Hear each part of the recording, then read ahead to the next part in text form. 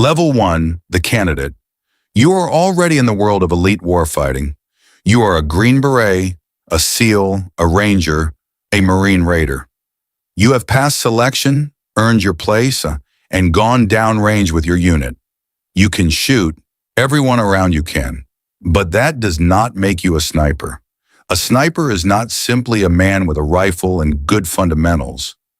A sniper is a specialist trained to disappear into terrain, study a target for hours or days, solve a ballistic problem across distances most riflemen will never attempt, and then place a bullet into one specific human being before that human being even understands danger exists. The role is marksmanship plus reconnaissance plus camouflage plus patience plus emotional control. It demands the ability to remain motionless, think clearly, collect information, and carry out a deeply personal form of killing. In most combat, the enemy is movement, muzzle flash, noise, confusion. Through a high-powered optic, the enemy becomes an individual, a jawline, a posture, a pair of hands, a face. Your chain of command has noticed you. Maybe you are unusually calm on the range. Maybe you spot details others miss. Maybe your shooting is excellent, but more importantly, maybe your judgment is steady. That is why you are considered, not because you are the fastest shooter or the loudest personality. The man who can hit steel but cannot stay hidden will fail. The man who can stay hidden but cannot build a firing solution will fail. A sniper has to be both. Level 2, Sniper School. The course depends on where you serve. Army Special Operations sends men through the Special Forces Sniper course. Naval Special Warfare runs its own sniper pipeline. Ranger candidates move through Army and regiment-specific training. Marine Special Operations builds its own advanced capability. The names vary. The purpose does not. For months, your life becomes ballistics, optics, stalking, range estimation, target detection, concealment, hide construction, surveillance, reporting, and shot execution. You learn what happens in the chamber, what happens in the barrel, what happens in flight, and what happens on impact. Gravity, wind, density, altitude, temperature, humidity, spin drift, Coriolis. Every invisible force that can move around off target is now your business. But the school is not only academic, it is also humiliation, repetition, and attrition. You crawl for hundreds of meters through grass, rock, mud, and uneven ground, while instructors search for the smallest mistake. You build hides that must remain invisible from angles you did not anticipate. You identify targets that do not want to be found. You record data until your notebooks become more valuable than your comfort. The weak student quits because the workload is relentless. The overconfident student fails because he rushes. The man who wants the glamour but not the stillness is removed quickly. One exercise by itself can end a career before it starts. The stalk. Move too fast. Get seen. Fail. Expose a shape. Fail. Disturb the train. Fail. In the schoolhouse, being detected costs you a score. Outside the schoolhouse, it costs you your life. Level 3, the spotter. You graduate. You return to the unit. You are now part of the sniper element, and you are not behind the trigger first. You are paired with a senior sniper in a two-man team, and your first role is spotter. To people who do not understand the craft, that sounds secondary. It is not.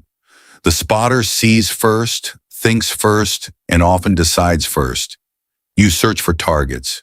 You confirm identity. You establish range.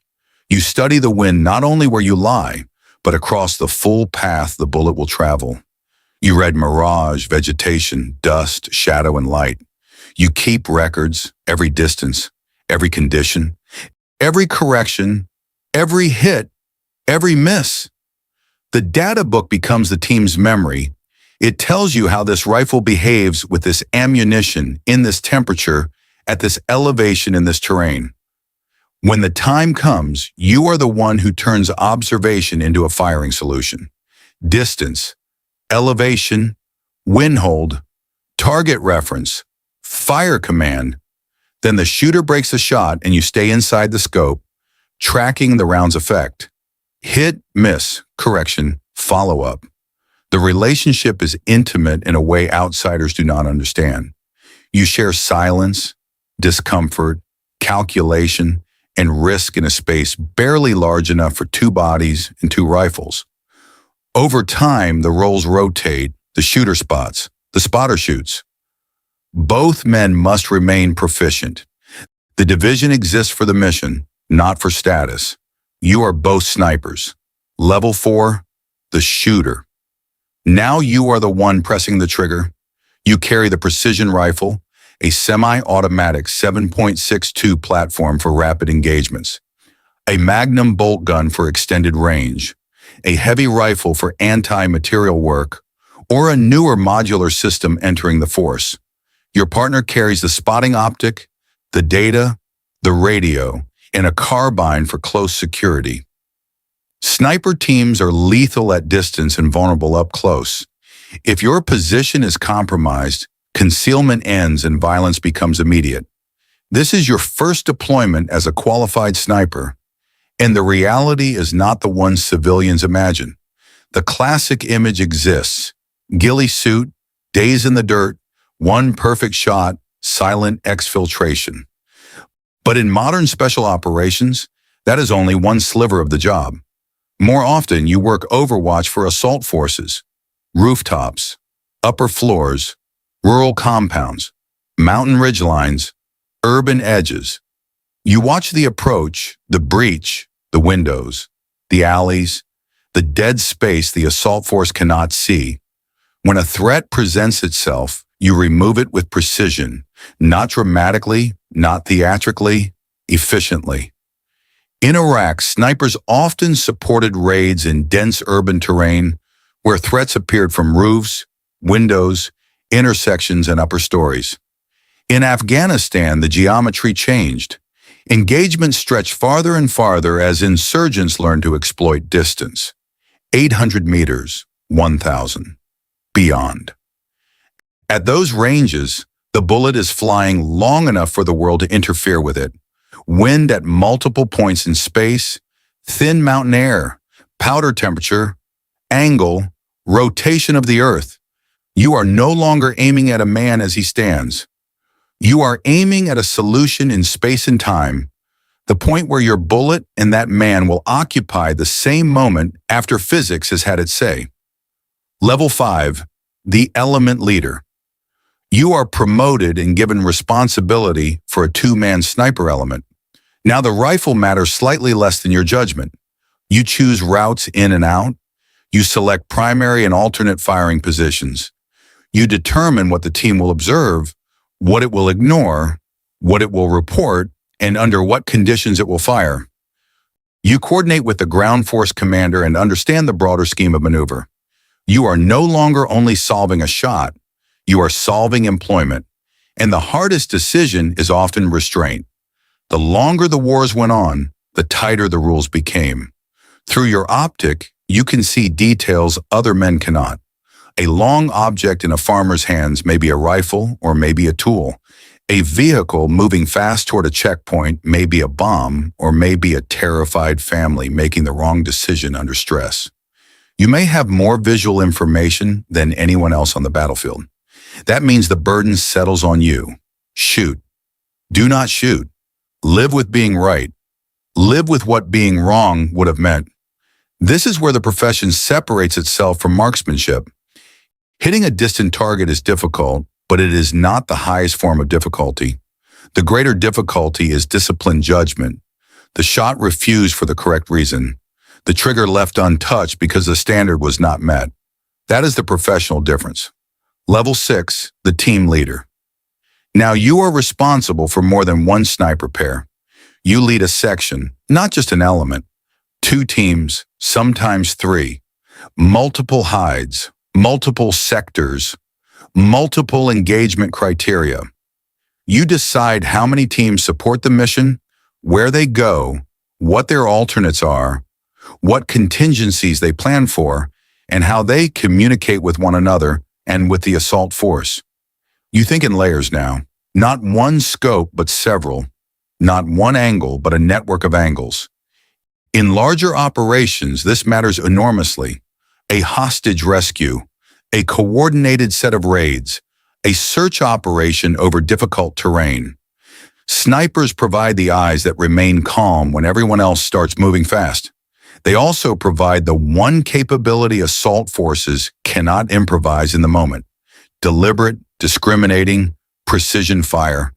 So you coordinate beyond your section: intelligence for target identity, aviation for air movement and aerial overwatch, fires and controllers for deconfliction, ground force leadership for timing and authority. At this level, the sniper is not a solitary hunter. He is a planner inside a larger machine. The romantic image of the isolated rifleman fades completely here. What remains is tactical design under pressure. Level 7, the senior sniper. You have done this for years now. You have been on enough deployments that the cycle of preparation, insertion, observation, action, and return has become familiar in a way it should never become comfortable. You know what a shot looks like on a range.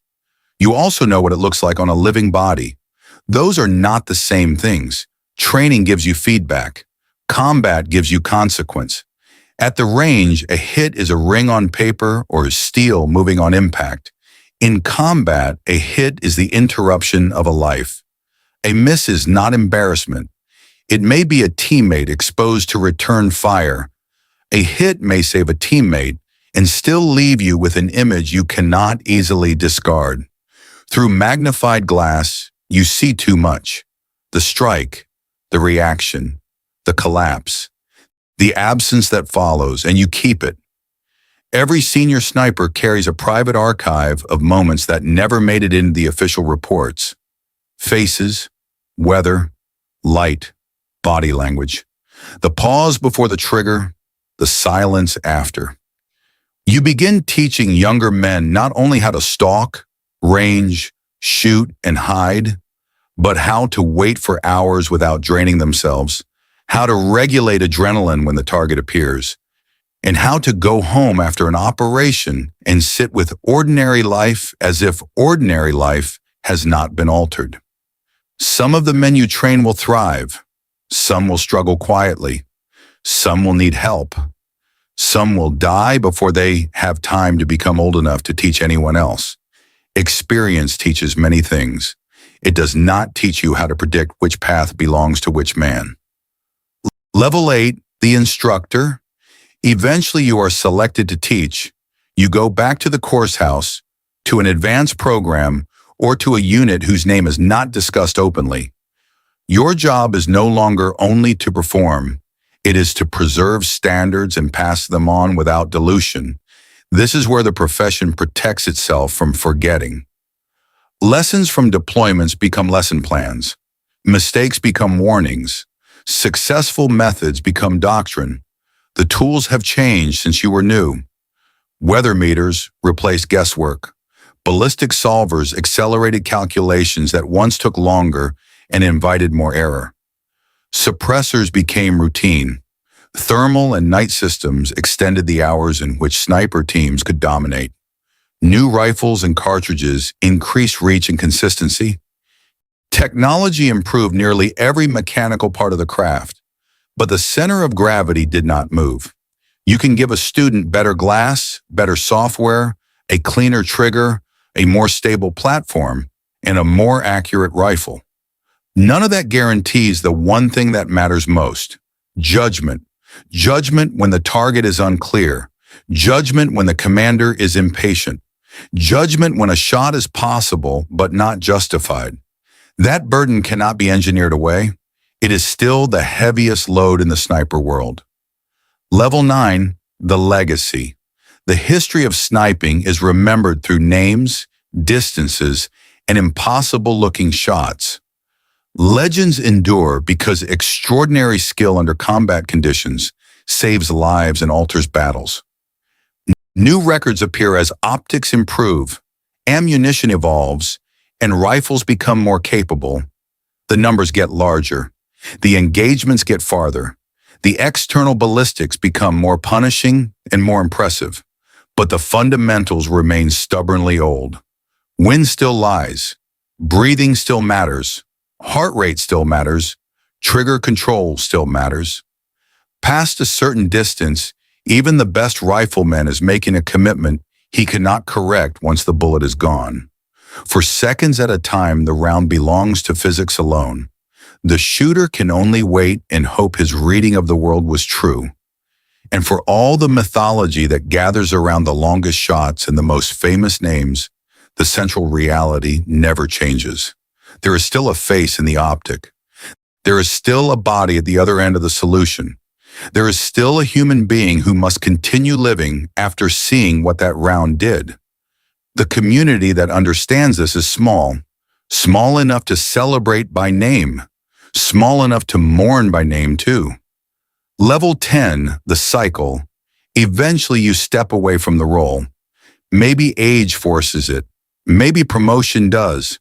Maybe your eyes are not what they were.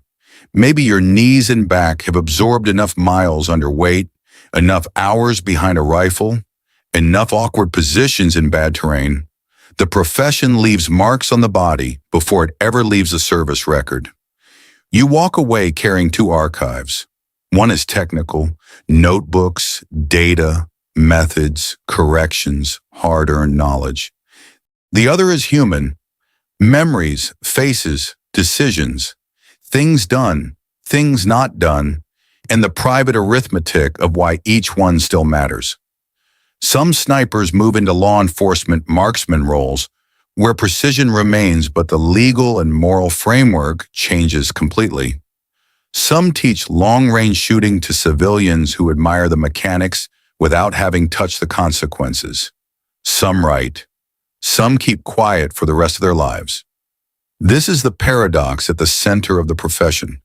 The talent that makes you rare is also the talent that separates you from most other people. A rifleman in a firefight shares his memory with everyone who was there. A sniper often shares his with only one other living witness, the man next to him. The other witness is the one he killed. And somewhere tonight, inside a special operations unit, a senior man is watching a younger operator on the range. The young man is calm. He notices detail. He does not waste motion. He shoots well, but more importantly, he thinks well. The older man is already considering the recommendation. The cycle begins.